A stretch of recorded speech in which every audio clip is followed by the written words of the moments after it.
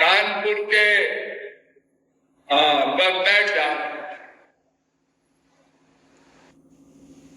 उनका एक छोटा सा प्रश्न है।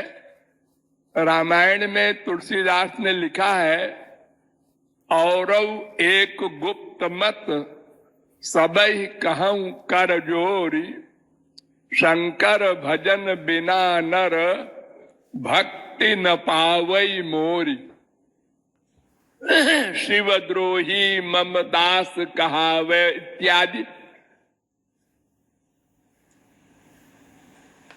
तो उनका प्रश्न है कि क्या शंकर भजन आवश्यक है? बिना शंकर जी के भजन के भगवान की भक्ति नहीं मिलेगी, ऐसा सिद्धांत है? तो ऐसा सिद्धांत नहीं है।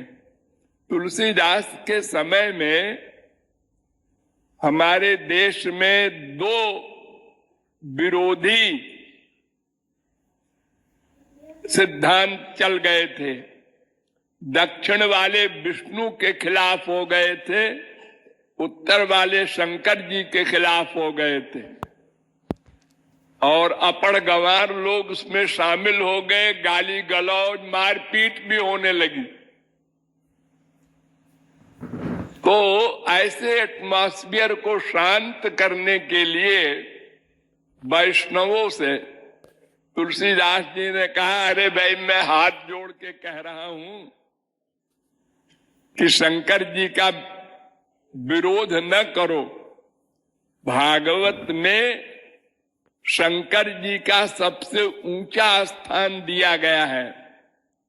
निम्नगायाम यथा गंगा देवानाम अच्युतो यथा, तो वैष्णवानाम यथा शंभु पुराणानाम इदम तथा।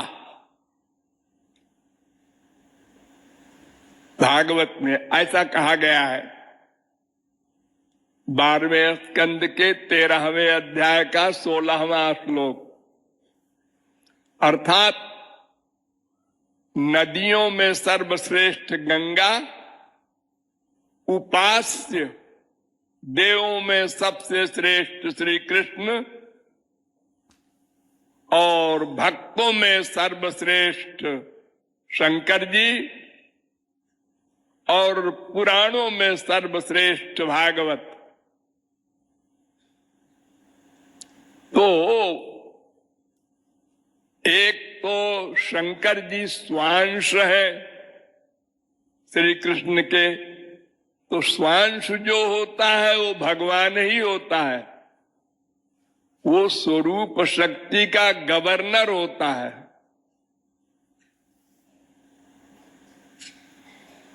इसलिए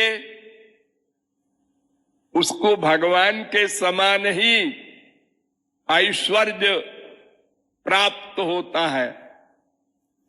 और अगर कोई न माने ये बात कि शंकर जी भक्त थे श्री कृष्ण के, महाराष्ट्र में गए थे गोपी बन करके, तो शंकर जी की भी भक्ति किया था राम ने, कृष्ण ने। वो आपस में सब एक हैं, वहां कोई झगड़ा नहीं है। झगड़ा तो मनुष्य की खोपड़ी में होता है। नंबर 3, अनन्यता का मतलब होता है कि भगवान के अतिरिक्त माइक विषय में मन का अनुराग हो जाए तो अनन्यता भंग हो गई। माइक यानी विभिन्नांश जो जीव हैं, मायाबद्ध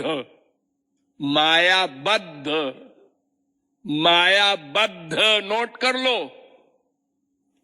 अगर किसी मायाबद्ध में हमारे मन का अटैचमेंट होता है तो अनन्यता गई। और अगर भगवान का जन है तो तस्मिंस्तज्जने भेदा भावात, भगवान और उनके जन में भेद नहीं होता।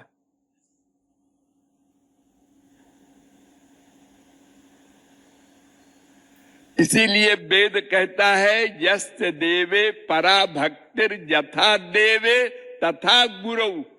जैसी भक्ति भगवान में हो वैसी ही गुरु में हो। तो श्री कृष्ण ध्यान दो, उनका नाम, उनका रूप, उनका गुण, उनकी लीला, उनके धाम और उनका संत, इतने में कहीं भी मन का अटैचमेंट हो तो वो अनन्य ही कहलाएगा। भगवान शंकर तो भगवान है। अगर वो अजामिल या कोई और बड़ा पापी आज भगवत प्राप्ति कर ले तो वो भी भगवान के समान पूज्य हो जाएगा।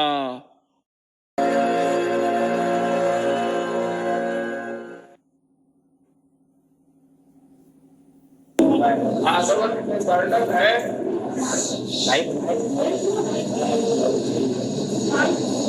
निम्नगायां यथा गंगा देवानां मधुको यथा वैष्णवानां यथा शंभु पुराणानां इदं तथा। नदियों में गंगा जी और उपास्य देवताओं में श्री कृष्ण और श्री कृष्ण भक्तों में टॉप करते हैं भगवान शंकर। श्री कृष्ण भी उनकी भक्ति करते हैं, वे श्री कृष्ण की भक्ति करते हैं। दोनों भगवान हैं तो क्या करें फिर, आपस में ऐसे ही कर लेते हैं। रामेश्वरम में राम ने भक्ति की और मन ही मन प्रणाम शिव कीना। रामावतार में भगवान राम के दरबार में पहुंच गए शंकर जी, कृष्णावतार में महाराष्ट्र में पहुंच गए। कभी भगवान श्री कृष्ण स्वयं अवतार न ले करके पार्वती जी ने कहा भाई देखो मैं काली हूं, तुम गोरे हो, हाँ तो ऐसा करो कि अब की अवतार में तुम राधा बन जाओ, हम कृष्ण बन जाएं। तो दोनों राधा कृष्ण बन के आ गए द्वापर में किसी को नहीं मालूम पड़ा। इसलिए तुलसीदास ने जोड़ देकर कहा बहुत दिन हुए दक्षिण तरफ अधिक होते थे शैव और उत्तर तरफ हमारे यहाँ रामकृष्ण के भक्त लड़ गए, मारपीट हुई, सैकड़ों मर गए, इतनी दुश्मनी हो गई। शैव वैष्णव में ये हाल है हमारे देश का। तो तुलसीदास ने बहुत जोरदार लिख दिया, शिवद्रोही मम दास कहावे, सो मही सपनों में नहीं अच्छा लगता हमको, शंकर भजन बिना नर भक्ति न पावई मोर। कौन करता है और क्यों? दो प्रकार के व्यक्ति होते हैं। एक ऐसे जिनको कुछ पाना है और एक ऐसे जिन्हें सब कुछ मिल गया है। जिनको कुछ पाना है वो मायाबद्ध होते हैं जीव, और जिनको कुछ नहीं पाना वो दो प्रकार के होते हैं। एक तो भगवान और एक जो भगवान को पाले। संत महात्मा महापुरुष अनेक नाम है उनके। ये दोनों ऐसे हैं जिन्हें कुछ पाना नहीं। और कुछ माने क्या होता है? कुछ माने आनंद, और कोई चीज है ही नहीं पाने की। और जितनी चीजें कोई चाहता है वो केयर ऑफ है, उसके द्वारा आनंद चाहता है। कोई भी वस्तु अथवा व्यक्ति जो चाहता है वो आनंद के लिए, वो वहां आनंद है कि नहीं ये सब अलग प्रश्न है। हम संसार में आनंद मानते हैं, इसलिए संसार पाने के लिए अनादिकाल से भाग रहे हैं। प्रत्येक क्षण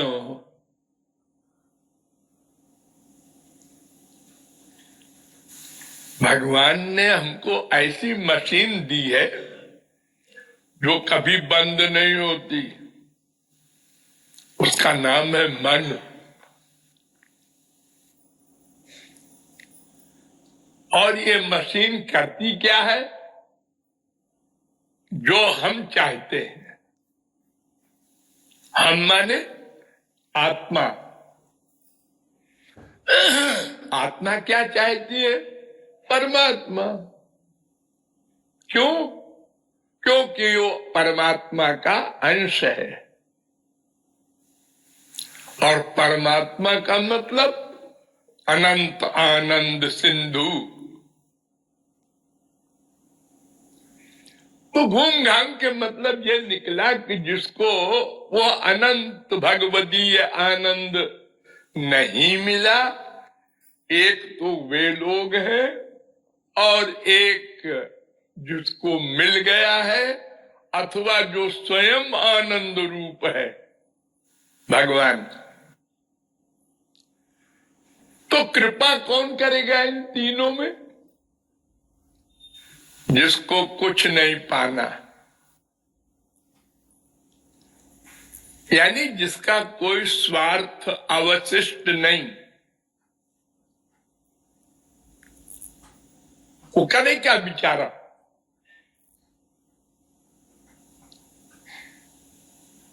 परिपूर्ण हो गया।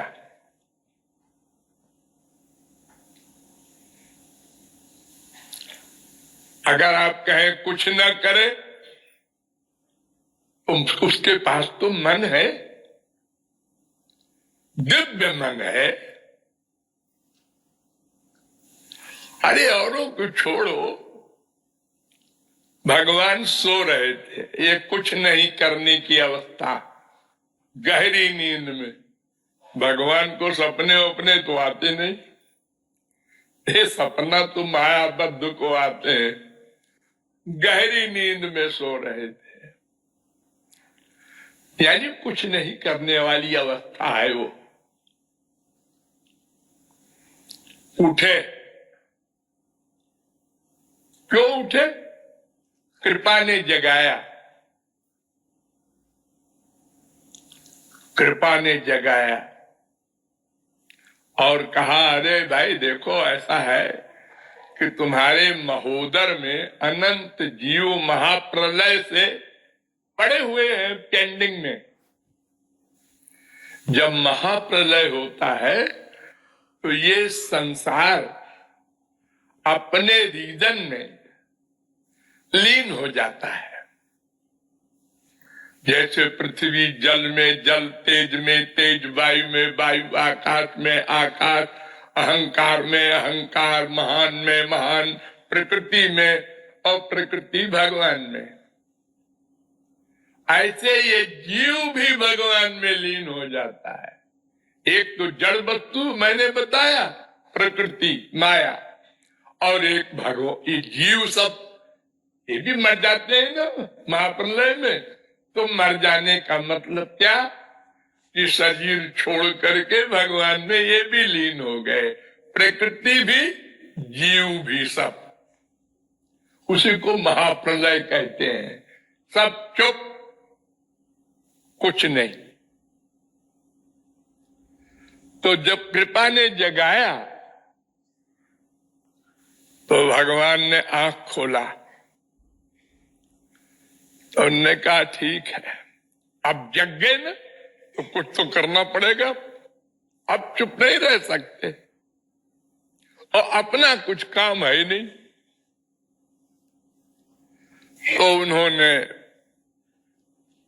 सब शक्तियों को ऑर्डर दिया, शब्द से नहीं, लिख के नहीं, सोच के, अपना अपना काम करो, जाओ सब लोग।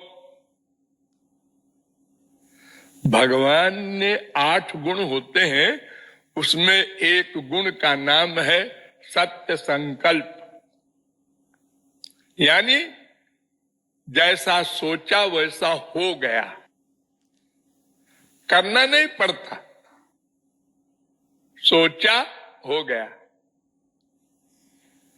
तो सोचा सब शक्तियों को, सब जीवों को हमारे अंदर से बाहर सृष्टि में प्रकट करो, एक कृपा ने कराया। अब जाग गए ना, तो अब कृपा शक्ति का काम प्रारंभ हो गया। हम लोगों ने कहा नहीं, हम लोगों ने तनख्वाह नहीं दिया भगवान को, बदले में कुछ नहीं दिया।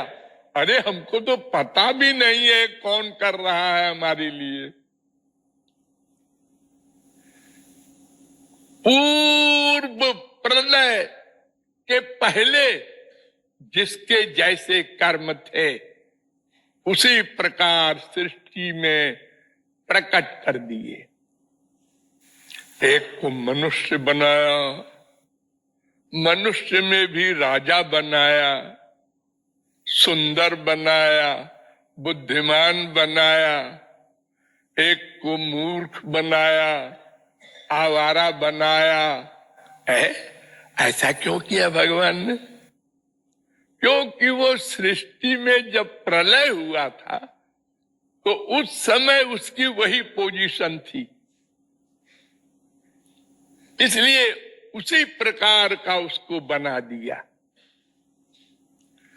जैसे आप लोग क्रिकेट खेल देखते, टेस्ट मैच होता है 5 दिन का, तो 1 दिन का खेल खत्म हो गया, यानी महाप्रलय। तो जब दूसरे दिन खेल शुरू हुआ तो जिसने जितना रन बनाया था उसको लिख दिया, आगे बनाओ। जो आउट हो गया था उसको आउट कर दिया, उसी प्रकार से आगे खेल।